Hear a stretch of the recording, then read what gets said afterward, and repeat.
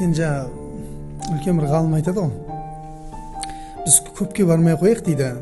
Сенің таңертең ұйқыдан оянғаннан бастап дейді, сол бір күнгі мысалға немесе түскі уақытқа дейінгі жасаған күнәңді көшеде жүріп ататын нелер бар ғой, арбаттағы үлкен экрандар. Сол экранға жазып шығаратын болса, негізі өмір бақи үйіңнен шыға алмайсың дейді, сен бір күндік неңді жазатын болса дейді. Иә, масқара болғандығынан дейді. Енді ол адам сондай айтып тұрған кезде ол ғалым, сонда менің күнәм жоқ қой деген әңгіме келмейді да ақылға тура. Пенде болғаннан кейін міндеттісің ғой қателесуге. Қателеспесең сен періште болып кетесің ғой енді. Бәрі күнә істейді. Адам барасың, барлығы қателесіп қалады, дұрыс па? Егер қателеспейтін болса, күнә істемейтін болса, пайғамбар саллаллаху алейхи вассалам не дейді? Алла ол қауымды жоқ қылып жібереді дейді. Көрдіңіз ба?